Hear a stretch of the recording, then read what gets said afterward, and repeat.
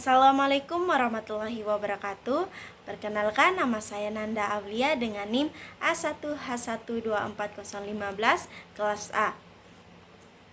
Nah, di sini saya akan menjelaskan mengenai tugas saya, yaitu pengantar pendidikan, yang dimana saya akan menjelaskan dari bab 1 sampai bab 9. Nah, kita mulai dari bab 1, yaitu hakikat manusia dan pengembangannya. Sifat hakikat manusia. Sifat hakikat manusia dapat diartikan sebagai ciri-ciri karakteristik yang secara prinsipil, jadi bukan hanya gradu, membedakan manusia dari hewan. Nah, wujud sifat hakikat manusia yang tidak dimiliki oleh hewan yaitu kemampuan menyadari diri, kemampuan bereksistens, pemilikan kata hati, moral, kemampuan bertanggung jawab, rasa kebebasan atau kemerdekaan, kemampuan menghayati kebahagiaan, kesedihan, melaksanakan kewajiban dan menyadari hak. Nah, dimensi-dimensi hakikat manusia serta potensi, keunikan, dan dinamikanya ada 4 macam dimensi, yaitu dimensi keindividualan, dimensi kesosialan, dimensi kesusilaan, dimensi keberagaman. Nah, pengembangan dimensi hakikat manusia dibagi menjadi 2, yaitu pengembangan yang utuh. Pengembangan yang utuh, tingkat keutuhan perkembangan dimensi hakikat manusia ditentukan oleh 2 faktor, yaitu kualitas dimensi hakikat manusia itu sendiri secara potensial dan kualitas pendidikan yang disediakan untuk pelayanan atas pengembangannya. Selanjutnya, pengembangan yang utuh dapat dilihat dari berbagai segi, yaitu dari wujud dimensinya dari arah pengembangan. Nah, pengembangan yang tidak utuh. Pengembangan yang tidak utuh berakibat terbentuknya kepribadian yang pincang dan tidak mantap. Nah, sosok manusia Indonesia seutuhnya dinyatakan bahwa pembangunan nasional dilaksanakan di dalam rangka pembangunan manusia di Indonesia seutuhnya dan pembangunan seluruh masyarakat Indonesia. Hal ini berarti bahwa pembangunan itu tidak hanya mengejar kemajinan lahiran seperti pangan, sandan, perumahan, kesehatan ataupun kepuasan batin seperti rasa aman, bebas, mengeluarkan pendapat yang bertanggung jawab dan lainnya. Nah, itu saja untuk bab 1. Saya akan alih lagi ke bab 2. Lanjut, yaitu saya akan menjelaskan bab 2, yaitu pengertian dan unsur-unsur pendidikan. Untuk pengertian pendidikan itu ada berbagai macam di antaranya yaitu pendidikan adalah proses transformasi budaya. Kedua itu pendidikan sebagai suatu proses pembentukan kepribadian. 3, pendidikan adalah proses penyiapan menjadi warga negara yang baik. Pendidikan adalah proses penyiapan tenaga kerja. Nah, untuk pendidikan nasional adalah pendidikan yang berakar pada kebudayaan bangsa Indonesia dan berdasarkan pada Pancasila serta Undang-Undang Dasar diarahkan untuk meningkatkan kecerdasan serta harkat dan martabat bangsa, mewujudkan manusia serta masyarakat Indonesia yang beriman dan bertakwa terhadap Tuhan Yang Maha Esa, berkualitas dan mandiri sehingga mampu membangun dirinya dan masyarakat sekelilingnya, serta dapat memenuhi kebutuhan pembangunan nasional dan bertanggung jawab atas pembangunan bangsa Indonesia. Nah, tujuan dan proses pendidikan. Tujuan pendidikan yaitu membuat gambaran tentang nilai-nilai yang baik, luhur, pantas, benar, dan indah untuk kehidupan.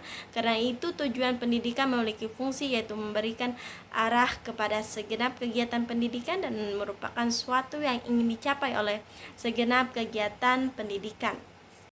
Unsur-unsur pendidikan yaitu pasti tentu ada peserta didik, pendidik, interaksi edukatif antara peserta didik dengan pendidikan.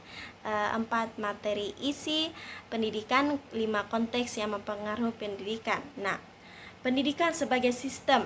Pengertian sistem itu yaitu sistem adalah suatu kebulatan keseluruhan yang kompleks atau terorganisir suatu himpunan atau perpaduan hal-hal atau bagian yang membentuk suatu kebulatan keseluruhan yang kompleks atau utuh.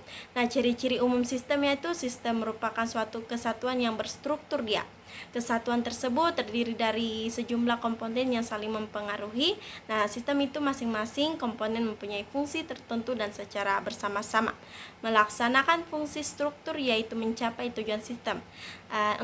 Dua itu pendidikan sebagai suatu proses sistematis atau sistemik.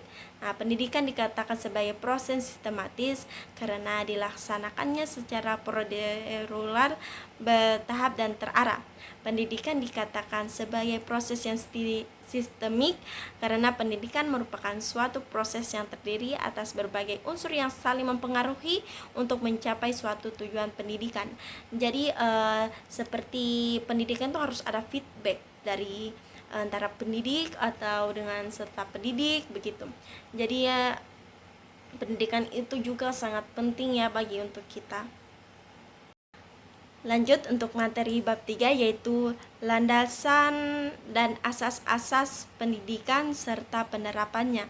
Landasan pendidikan ini terbagi menjadi 4, yaitu landasan filosofi. Landasan filosofi adalah landasan yang berkaitan dengan makna atau hakikat pendidikan yang berusaha menelah masalah-masalah pokok seperti apakah itu pendidikan, mengapa pendidikan itu diperlukan, kayak pentingkah itu pendidikan dan lain sebagainya.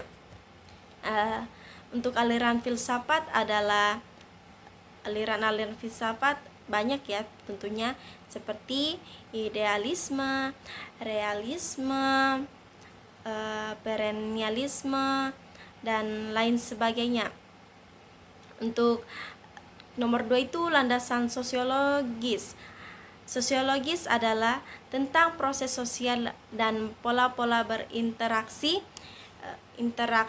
sosial di dalam sistem pendidikan ya. Jadi landasan ini bagaimana kita berinteraksi dengan orang lain, bagaimana pola-polanya sih kita interaksi dalam sosial itu di dalam sebuah pendidikan. Landasan kultural, bahwa kita ketahui juga itu kultural adalah kebudayaan ya. Jadi yang dimana landasan kultural adalah kebudayaan sebagai gagasan dan karya manusia beserta hasil budi dan karya itu akan selalu terkait dengan pendidikan, utamanya belajar. 4 yang terakhir, landasan psikologis. Pasti kalau tentang psikologis itu pasti tentang jiwa ya, yang utamanya yang berkaitan dengan aspek kejiwaan yang merupakan salah satu kunci keberhasilan pendidikan.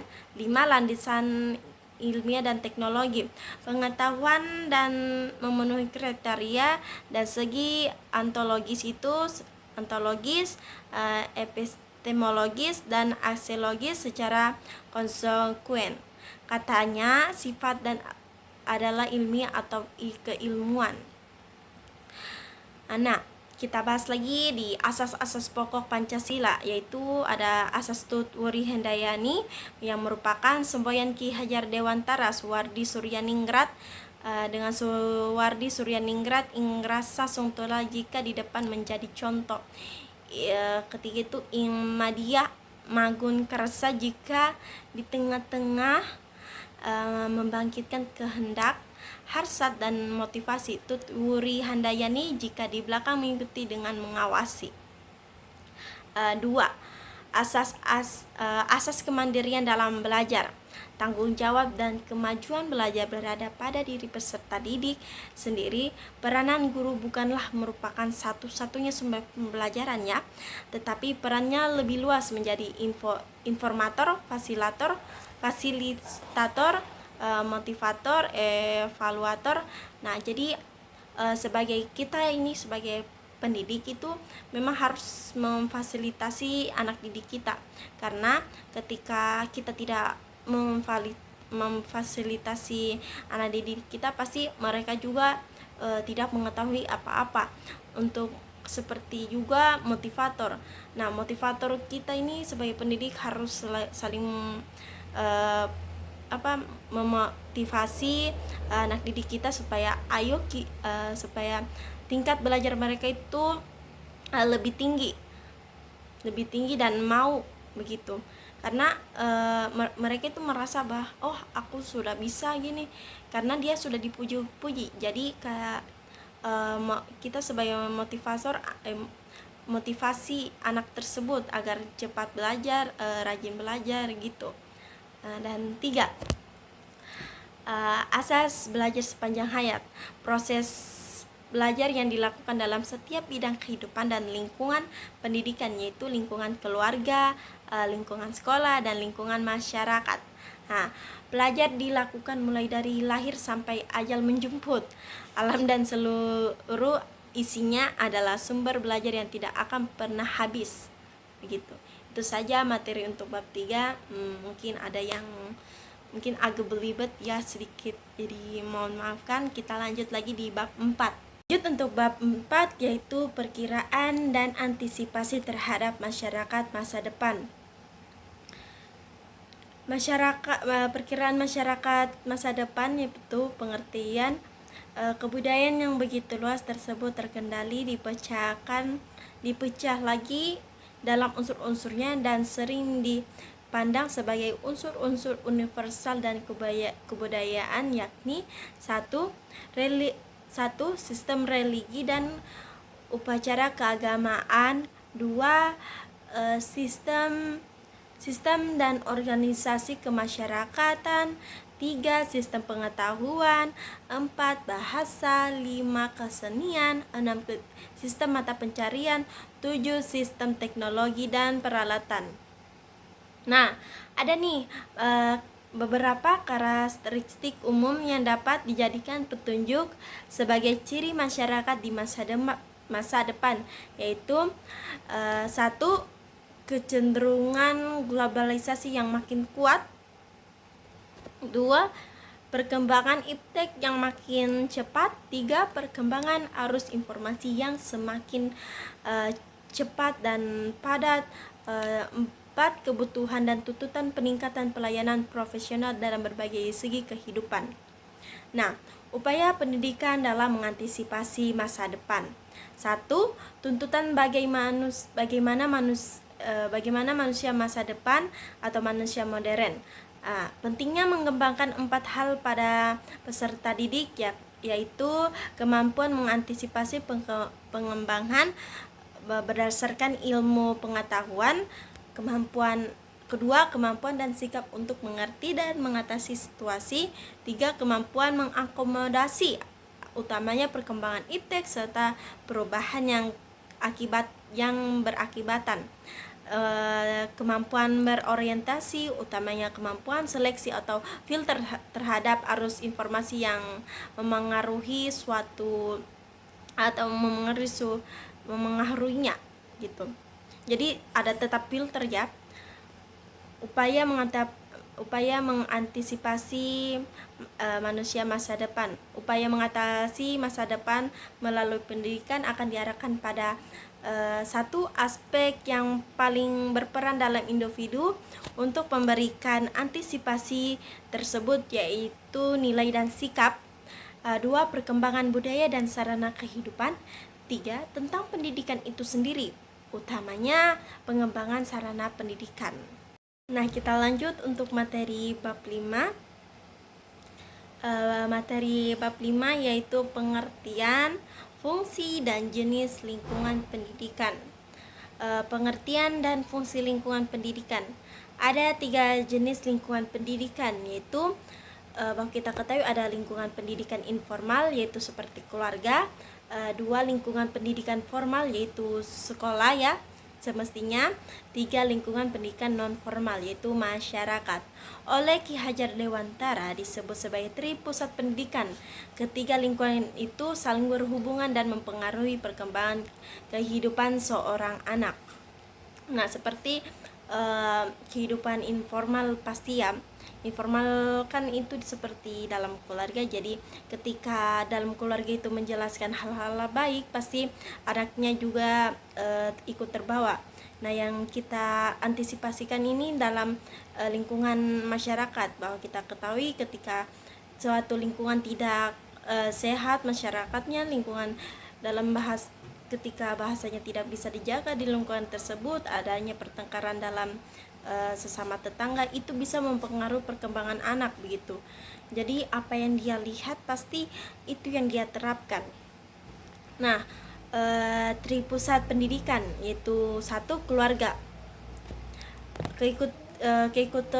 Keikutsertaan keluarga itu dapat tahap perencana, pemantauan dalam pelaksanaan maupun dalam evaluasi dan pengembangannya, dan berbagai cara, daya, dana dan sebagainya. Nah, sekolah. Sekolah itu merupakan sarana yang sengaja untuk direncanakan untuk melaksanakan pendidikan. Jadi adanya sekolah itu juga sangat berfungsi untuk kita ya. Ketika anak-anak bersekolah itu sangat hal yang sangat bagus untuk pendidikan gitu.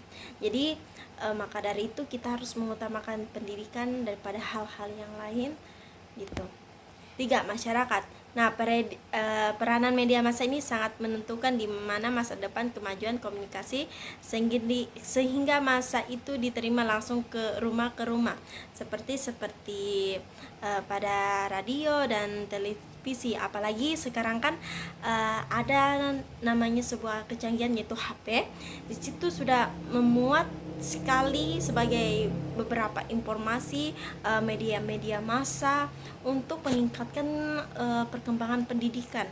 Jadi suatu teknologi itu juga kita bisa gunakan untuk pendidikan, sangat bisa, bahkan sangat berguna. Tetapi ketika menggunakan teknologi itu kita harus ada pembatasan gitu. Apalagi anak-anak sekarang itu selalu memakai gadget itu. Nah, hal itulah yang harus kita antisipasi. Bisa kita memakaikan mereka gadget tersebut, tapi bisa kita meminimalisirkan dalam penggunaannya. Karena bahwa kita ketahui teknologi sekarang itu tidak bisa dihindari oleh kaum sekarang ya, dalam masa-masa sekarang. Nah, itu saja untuk bab ini. Saya akan lanjut ke bab selanjutnya. Nah, kita lanjut untuk bab 6 yaitu aliran-aliran pendidikan. Ada aliran klasik dan gerakan baru dalam pendidikan, yaitu aliran empirisme yang dimana bertolak belakang dari Lockean tradition yang memastikan stimulasi eksternal dalam manusia dan menyatakan bahwa perkembangan anak tergantung kepada lingkungan, sedangkan pembawaannya tidak penting. Kedua, aliran nativisme yang dimana aliran ini bertolak dari Leibnizian tradition yang menekankan kemampuan dalam diri anak sehingga faktor lingkungan termasuk faktor pendidikan kurang berpengaruh terhadap perkembangan anak. Yang ketiga, aliran naturalisme, mana aliran ini disebut sebagai negativisme karena berpendapat bahwa pendidikan wajib membiarkan pertumbuhan anak pada alam. Jadi dengan kata lain, pendidikan tidak diperlukan.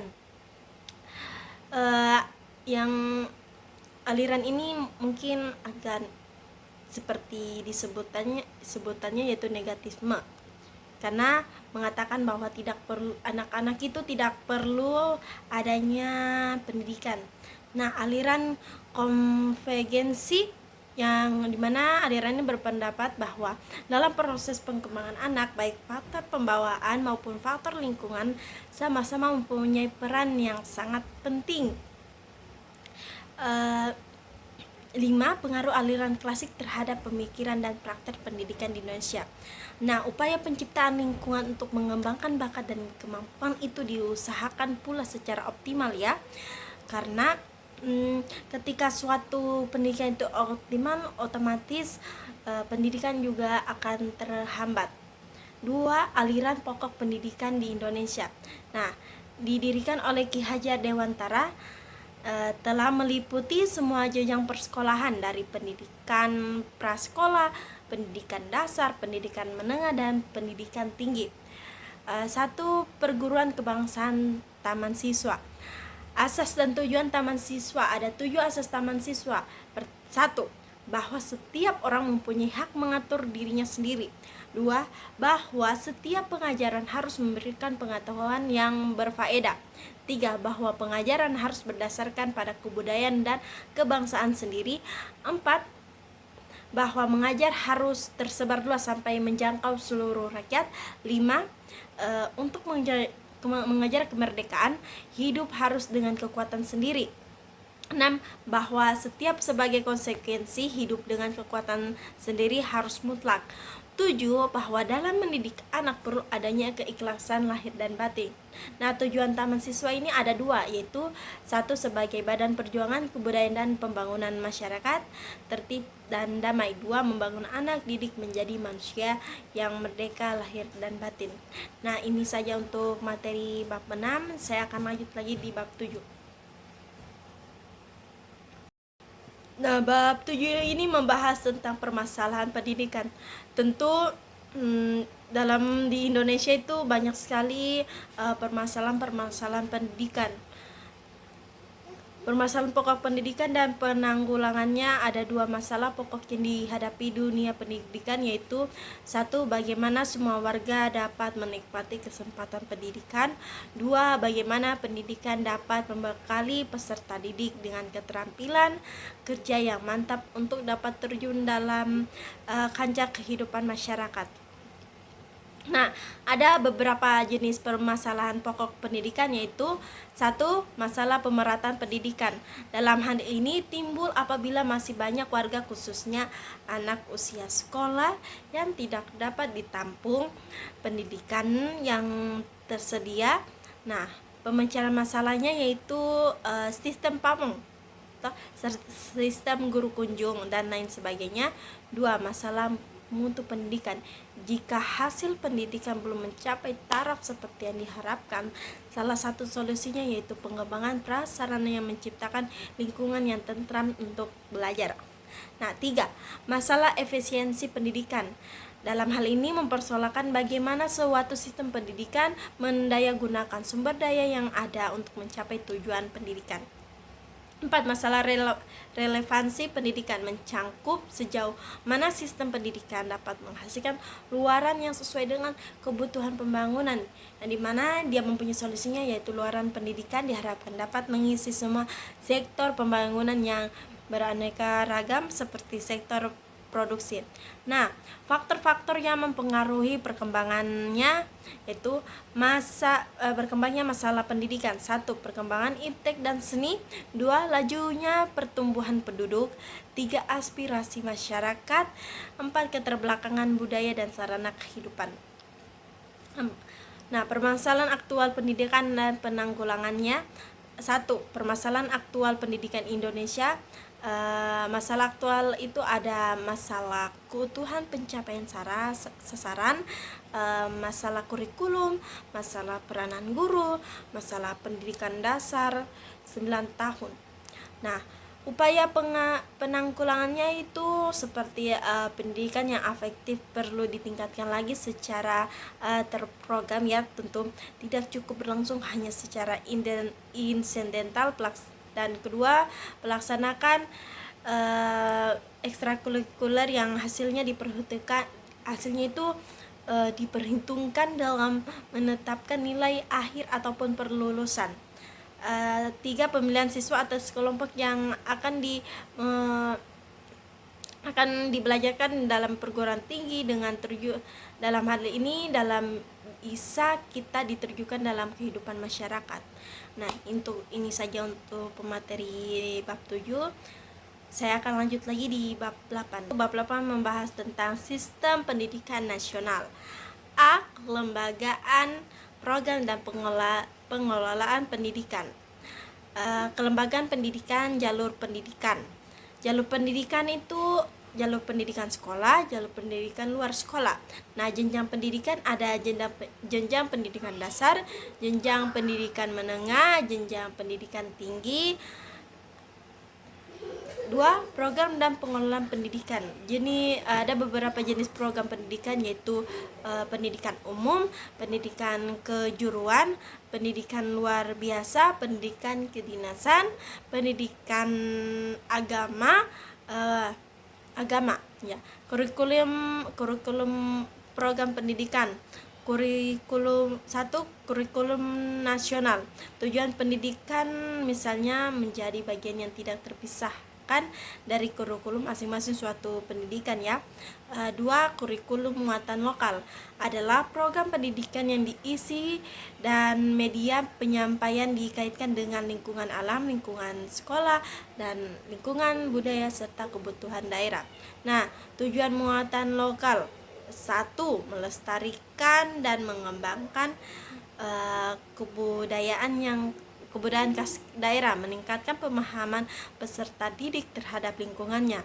Nah, faktor penghambatnya yaitu 1. Sifat dari pelajaran ML itu sendiri sebagian besar memberikan tekanan pada pembinaan tingkah laku afektif dan psikomotor. 2. Dilihat dari segi pelaksanaan ML memerlukan perorganisasian secara khusus karena melibatkan pihak-pihak lainnya. Nah, faktor penunjang ketenagaan yang bervariasi yang partisipasinya dapat menunjang dan dapat dilibatkan dalam menyelenggara ML ini tidak sulit ditemukan pada semua daerah atau lokasi. Nah, untuk upaya pembangunan pendidikan nasional, ada beberapa jenis upaya pendidikan yaitu pendidikan 1. Pendidikan yudoris. Pendidikan ini merupakan landasan yudoris berhubungan dengan hal-hal yang bersifat mendasar atau fundamental yang bersifat prinsip dia. Pembaruan kurikulum. Nah, pembaruan kurikulum merupakan sarana pencapaian tujuan. Jika tujuan kurikuler disesuaikan dengan perkembangan zaman, maka kurikulum pun akan mengalami pembaruan, menyempurnakan. Sejarah kurikulum juga berawal dari tahun 1968 yang kemudian disempurnakan tahun 1975 sampai 1976 dan diperbarui lagi di tahun 1984 disempurnakan menjadi kurikulum 1995 dengan suplemen 1994. Untuk itu saja untuk materi bab 8. Saya akan lanjut di bab terakhir yaitu bab 9. Materi 9 yaitu materi terakhir membahas tentang pendidikan dan pembangunan. Esensiasi pendidikan dan pembangunan serta titik temunya. Pendidikan mempunyai misi pembangunan yaitu mula-mula membangun manusianya, selanjutnya manusia yang sudah tertarik oleh pendidikan menjadi sumber daya pembangunan. B. Sumbangan pendidikan pada pembangunan. Sumbangan pendidikan terhadap pembangunan dapat dilihat pada beberapa segi, yaitu pertama segi sasaran pendidikan. Pendidikan adalah usaha sadar yang ditujukan kepada peserta didik agar menjadi manusia yang kepribadian yang kuat dan utuh serta bermoral tinggi dengan tujuan agar terwujudnya citra manusia yang akan menjadikan sumber daya pembangunan manusiawi. 2. Segi lingkungan pendidikan klasik ini menunjukkan peran di dalamnya berbagai lingkungan yaitu informal, formal, dan non formal ataupun dalam sistem pendidikan prajabatan dan dalam jabatan. Segi jenjang memberikan bekal kepada peserta didik agar mendapatkan kualitas yang tinggi. 4. Segi pembindangan kerja yang dimana menyiapkan semua manusia sebagai sumber daya yang dapat membangun lingkungannya. C. Pembangunan sistem pendidikan nasional. 1. Mengapa sistem pendidikan harus dibangun untuk masa depan? Karena untuk menyongsong suasana hidup yang diperlukan untuk sistem pendidikan harus berubah gitu. Jika tidak, maka pendidikan itu sebagai agen sosial yang dimana itu tidak berfungsi sebagai mestinya. 2. Wujud pembangunan sistem pendidikan. Nah, sistem pendidikan ini meliputi banyak aspek.